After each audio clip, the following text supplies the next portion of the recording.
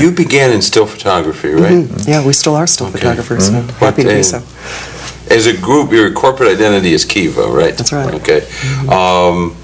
What made you move into the video field? Natural progression. My first interest, the first thing I ever did photographically was an 8mm film when I was a sophomore in high school. Then did a 16mm when I was a senior in high school, and was a yearbook photographer and those sorts of things. And the still probably picked up because it was cheaper. Makes sense. Yeah, and followed that for quite a few years. Professionally, our clients began to move in that direction. What used to be always produced as slideshows. Everyone would, you know, that would be a big piece to do a slide presentation for a group, for some client, and they began looking more seriously at video as a presentation medium, which meant that we had to too, I think. Well, the piece we're going to see now, can you tell us a little bit about it, set it up? What do we need to know about it? Well, it's a short story by Flint poet Joseph Matuzak, an award-winning poet. It's about, we heard him read it a couple of years ago at a poetry reading, and it's riveting. It's about the process of writing. It's kind of silly in a way. It's kind of funny.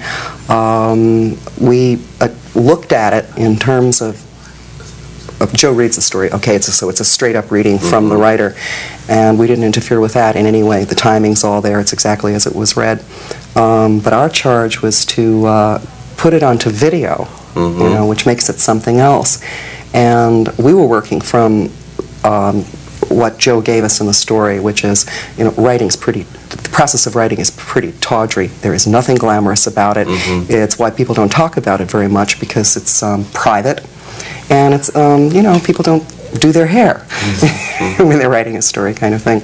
And so we approached it from the camera, the process of the camera, and I think as part of our signature TV within the TV, and watching the camera, watching somebody else take pictures is in there too. So let's go ahead. I think it's that layering process that leaves in this instance the work, the audio track or the reading of the story intact and in the part of the process of the writer, and then an overlayering of our process. Okay, well, let's take a look at it. We're going to look at a film. It's revisionist history, right? Version, a revisionist history.